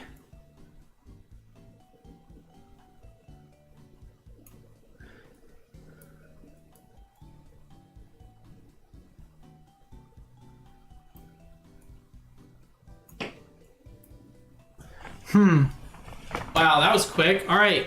Thanks for watching, ladies and gentlemen. Until then, I'll see you. No, I'm just kidding. Can you move your face to the other side of the screen? Yes, of course. Of course, I can move my face to the other side of the screen. I did this last time, too. All right, so we are going to break this down as to why I have these here. So first and foremost, We need to get one of these to compare their pricing. Okay, so let's go break it down. Let's go down and take a look at the product and see why they're all there. So first and foremost, when it comes to Hidden Fates as a set, it's set, both Hidden Fates and Cosmic Eclipse, they set the forefront down. I did not get the Krispy Kreme deal. I've been trying to cut back on sugar Poké Department Store. My buddy actually messaged me about it, and I thought about getting it, but I was like, you know, I've been good trying to stay away from sugar. First and foremost, Cosmic Eclipse. Why is it so good? Not only does it have, it's one of the sets that has alternate arts in it that are incredible. It's one of the sets that has the best of, you know, the generations when it comes to if you're a huge Gen 5 fan, if you're a huge Gen 4 fan, if you're a huge Gen 6 fan, if you're a huge Gen 1 fan. Like, there's a lot to love in this set that people can enjoy. Not to mention, it was the forefront when it comes to innovative designs for the secret rares or the character rares that we finally have introduced. So no question about it. No question about it. It is 100% going to be, in my personal opinion, in the God tier for that reason. It just changed the game forever, right? Then we have a conversation about Hidden Fates. Do I really have to explain the Hidden Fates? Shiny Vault, Baby Shinies change the game once again, right? Then we start having a conversation about the S tier sets, obviously with the general, you know, tag teams, Unbroken Bond, Team Up, Unified Minds, all these sets. We go take a look at something like Team Up, and obviously I'm just placing these right now. I will, of course, make my adjustments, but the artwork and the creative design I felt like that were added to this with Team Up were incredible. I think that the Latios and Latios art design is one to be loved. People might find this controversial. I love this kind of sketch art design. I think it's really playful. I think it's super well done. Obviously, it having, you know, Venusaur, Celebi, Snorlax, Eevee, Gengar, Mimikyu. Like, I love all of the card art designs for this. It obviously has some really cool full art waifu cards in it. I just think this is a set to be desired. Now, here's the ultimate question that I think that really needs to be asked. Why is it, or which one do you think is better? Unified Minds, Unbroken Bonds, or of course, Team Up? Let's take a look at Unbroken Bonds. It's got a Rainbow Dragonite, amazing, gorgeous artwork for the Raichu. Same thing goes with the, of course, you know, Tyranitar and the Sableye. You've got the Mewtwo, Mew art designs, you know, but in terms of the overall value, here, let's go to cards. One of the things that I would say that I really have a distaste for is if you look at the cards themselves, right? There's not an alternate art Mew or Mewtwo. There's not an alternate art Giratina or Garchomp. Why is that? It's because they made promos for them. So that's where it becomes a little frustrating for me, because I love this set. It's a great set, but it doesn't have the alternate arts that it should because they were turned into 10 promos. So that's why I definitely can rule that one out as the number one. So now we go take a look at Unbroken Bonds. Okay, Unbroken Bonds. What about Unbroken Bonds? Well, once again, Reshiram and Charizard collection figure box. The alt art design for this card was once again thrown in a promo box. Obviously, when you go break it down and you look at the cards, yes, we do have other alternate designs that are really good. We've got a Gardevoir GX and a Sylveon GX. We've got of course, Marshadow Machamp with Zoroark and a Zeraora. It's like, or sorry, a Zoroark and a Greninja. It's like there's some cards to love in here, but if we're gonna take the Charizard value out of the mix of this, it is hard for me not to say that from an artistic perspective, I wouldn't rank it in a way where it isn't Team Up, Unbroken Bonds, Unified Minds, based off of the fact that it has more alt art designs that are better. A Gengar Mimikyu alt art is one of the best. Don't get me wrong, I love it. I love it. I think it's a great art design, but it's hard for me not to say that otherwise. So Raheem brings up a good point. He said Ultra Prism is the non-tag team set, is the best non-tag team set of Sun and Moon era. And that's why I have it here. You know, don't get me wrong, like, obviously, like, there's an argument to be made that it's the lowest of the S tier sets, but I think the fact that it doesn't have any of the art innovation that the tag team era does, but it does have, obviously, everything else going for it, it deserves an A, but it doesn't get that kind of S tier because it's lacking in art style, you know? Because if we want to go take a look at Ultra Prism as a set, and why it's so freaking good, It has the Lily, obviously. It has a Cynthia. It's got the waifus in terms of the overall full art trainers. So it does an incredible job there. It's got some cool gold cards with it.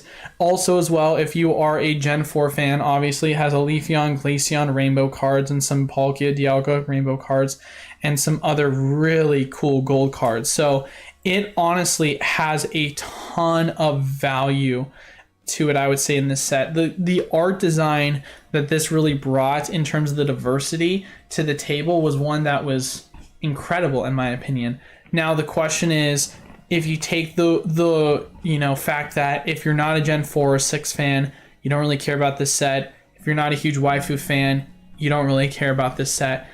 What else is there in terms of its general overall diversity? And I think that's what it's lacking. As a Gen 4 fan, I would put it tier S, but obviously if you're not a Gen 4 fan and being like kind of unbiased about it, I think I have to look at it that way. Awesome Q&A as always. You're the GOAT. Happy holidays. I'm out. Well, thanks for stopping by as always, Papa. That unit energy and Ultra Prism was cool. I've never seen that. Oh yeah, gorgeous gold designs. They did some of the best gold card designs for Ultra Prism than they did in the Sun and Moon era, no question about it. Now going down the list below that, Celestial Storm, obviously putting it at a should I put it at an A tier? That's a question. I mean, let's go break down Celestial Storm first and foremost. Why did I put Celestial Storm at an A tier? Well, first and foremost, it's got the Rayquaza value. It's got a gorgeous rainbow gold energy. It has the waifu cards in it. It's got a cool rainbow Articuno. It's got a cool Blaziken rainbow, Scissor rainbows, whatever. Some of the other rainbow cards are kind of underwhelming. But I don't know, man. It's got a really cool Steven card. It's hard for me not to want to put this A tier because it feels just ultimately extremely disrespectful to put it in the B tier because the B tier is just so much thereof. Also, why is that there? That needs to be here, I think. Dragon Majesty. Here, I'm gonna move these around. Obviously, this is not definitive. Don't worry. I'm not going to. Guardians Rising will get an adjustment here. Shining Legends. I don't know how I feel about Shining Legends in terms of putting in the B tier, on whether that's a good decision or not, in all honesty. I think B tier seems right for it. I think B tier seems right. Let's take a look at Dragon Majesty first. Dragon Majesty, it's a cool set, don't get me wrong, but it was such a tiny set in terms of what it brought to the table. It's really hard to give it an extremely high rating. Like, a part of me wants to give it a B tier, and it feels right at B tier.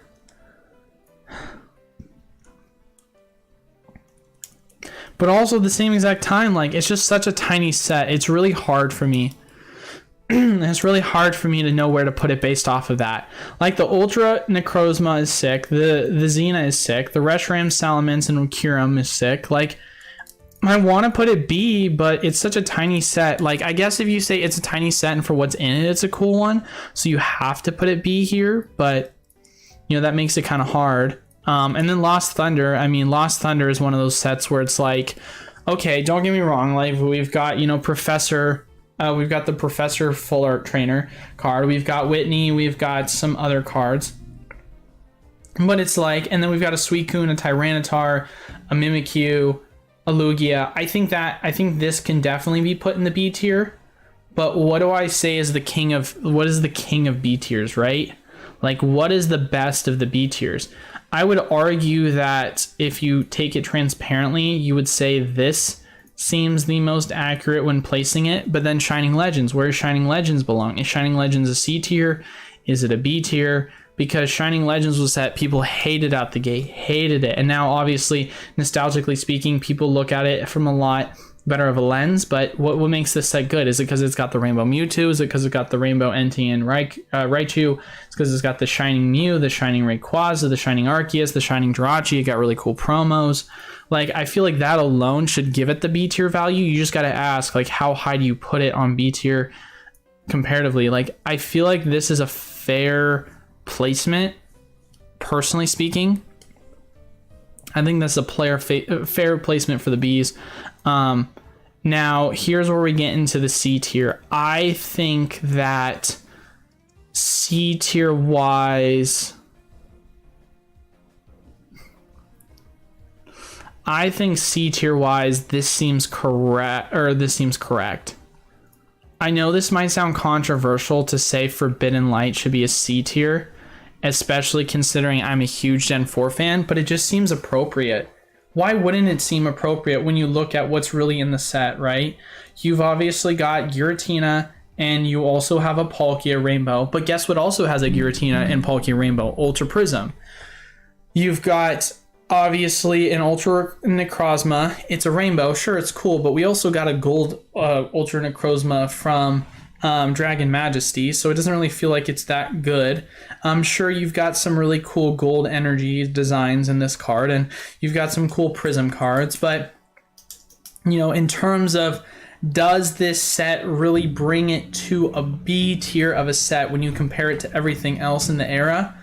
Unless you're a really fanatic of Gen 4, Gen 6, I think it's really hard to argue that this is anything other than a low B or a high C tier. Now, Guardians Rising, I keep hearing people say that Guardians Rising should be a D tier set. Well, here's my question in terms of Guardians Rising, guys. What is it about it that you would put it at a D tier set? Is it because the fact of the matter that it's one of the earlier sets and the overall cards themselves are left to be loved? It's Sylveon GX, Alolan Ninetales, gold energy cards, gold double colorless energy, and a bunch of these other I mean, you have to look at it in this lens, right? Sun and Moon era, right? You think Greninja bumps it to a low B? You think the value of Greninja is that strong that it bumps it up to a low B? Really? That's interesting. I'll have to think about that for a second. Well, so like, here's this, right?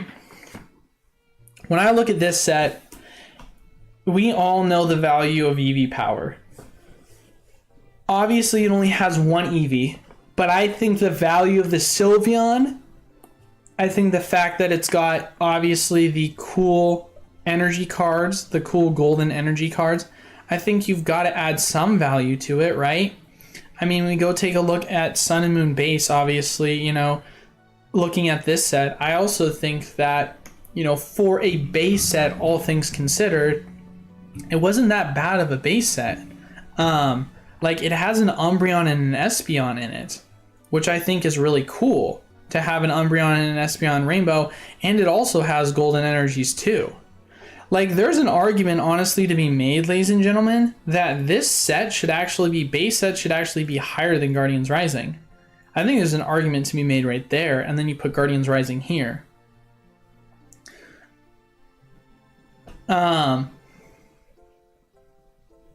So Espeon and Umbreon for a set, that just feels strong. That just feels strong when you're looking at it in that regard. And then when we break it down, obviously everyone's like, oh, well, what about Burning Shadows? Like, why do you have Burning Shadows so low? Like, why do you have it so low as a set? Sure, don't get me wrong.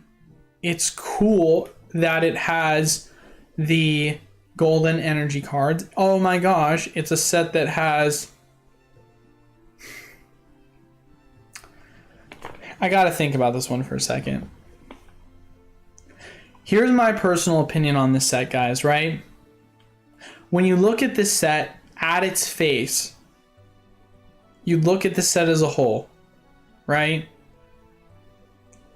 If we're being completely honest with ourselves, when I look at this set, this should be an easy B tier set. Face value. The reason why it's a D tier set to me is because it has one of the worst pull rates of a set that I have seen in my entire life. It makes Lost Origins looks like it has amazing pull rates. Not to mention, with that, the card quality for the set was one that has some of the worst card quality we've seen, if not the worst card quality we saw in the Sun and Moon era. So even if you were lucky enough to pull that Rainbow Charizard, it was probably going to be an 8 or a 9 best case scenario. So the overall disdain, emotional disdain I have for the set when looking at it, because the pull rates and the card quality condition was so freaking bad, it makes me like disgusted about this set. And that's what makes it really tough for me, because I want to like this set a lot. I really do. I want to rank this so much higher. I want to put this in the B tier, because there is cards to like in here, such as these gold energies, such as obviously a Rainbow Darkrai and a Gardevoir and a Machamp and a Noivern and so on and so forth. But like, the print quality for this was so bad, and the pull rates were so freaking bad, and it makes it so frustrating for me to want to rank it anywhere other than that. You know, and Detective Pikachu, I think it's unfair to even put Detective Pikachu in the D tier, just because it's like, you know, it's a set of its own. It's not a traditional set. It's a specialty set for the movie. So, you know, you could just completely remove it altogether. But if we were to remove it altogether, obviously, we know where Crimson is. We know where Crimson lies. Now, if Burning Shadows, for example, like I said before, if it had better pull rates, it had better card quality, it's an easy B set, no question about it. But like kind of what Jake said from Twice Baked Jake, when he talks about what his criteria is, for me, a big portion of that is having fun opening it. And when I spend my time opening a set and I'm getting green code card after green code card after green code card, and it just feels like I'm never going to get something good, and then I finally get a white code card, and then it ends up being like a regular GX or a regular holo, and then finally end up getting a rainbow, and it's a muck and it's in terrible condition, best case scenario 8 or 9, like, and I feel like the Charizard just doesn't exist. The card opening experience for me is so bad. The disdain I have for this set is immaculate. And I think that you might say, well, Eli, I feel like it's a very emotional decision to kind of rank it that way. But I don't think so, because that plays into the factor of what makes a set fun to open when it comes to ranking it. Like, you have to say it's fun to open. These are God tier sets because they're fun to open and they change the game. Team Up, Unbroken Bond, Unified Minds, all extremely fun sets to open.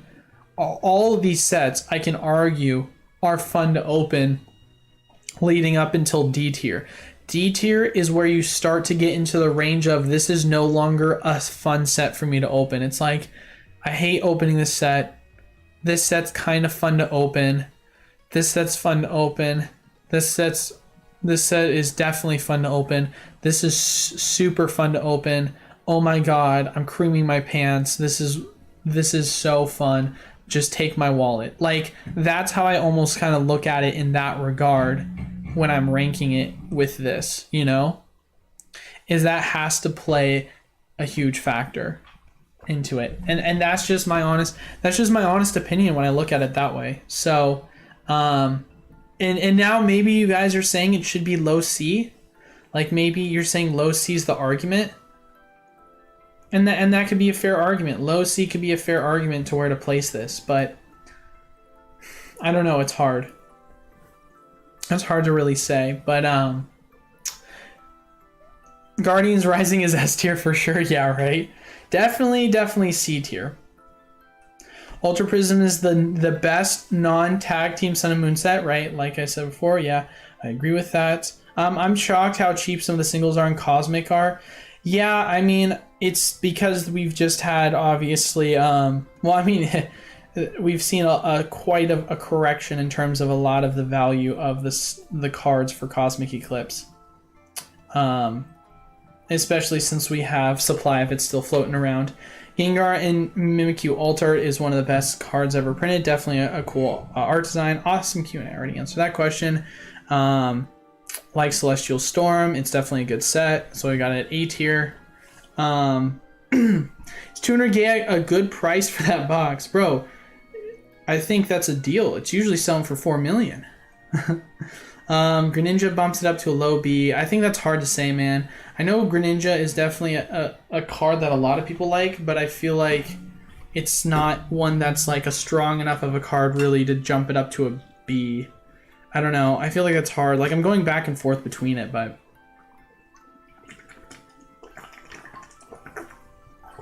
Check your local Walgreens, ladies and gentlemen. Sylveon and Umbreon don't work for a set. Well, obviously, the Guardians Rising only had the Sylveon, and then Sun and Moon Base had Umbreon and Espeon, so... it had its own thing. And then Forbidden Light, like I said before, I think that's best there. And I think, yeah, I don't know. I feel like this is my personal opinion. You guys can obviously give me your own thoughts on what you think. And then we're probably going to wrap it up with that. If you guys agree, if you guys disagree. Am I crazy? Do I know what I'm talking about? Etc., etc.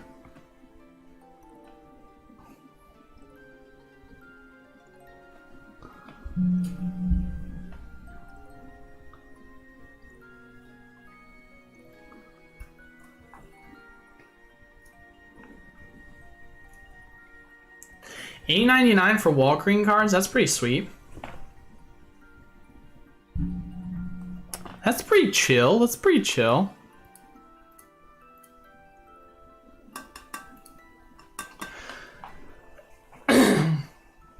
Well, alrighty, ladies and gentlemen, I don't think we're going to have any more discussion. It appears as if most people would have nothing more to say about the concurrent list, so I think we will just wrap it up at that. As always, I want to thank you guys all so much for stopping by. Please make sure to leave a like, comment down below, and subscribe to the YouTube channel if you want to enter into our weekly giveaways. And then outside of that, of course, if you want to join the community, make sure to check out all the links down in the description below. But as far as it goes for today, thank you guys all so much for stopping by and watching. Until then, I will see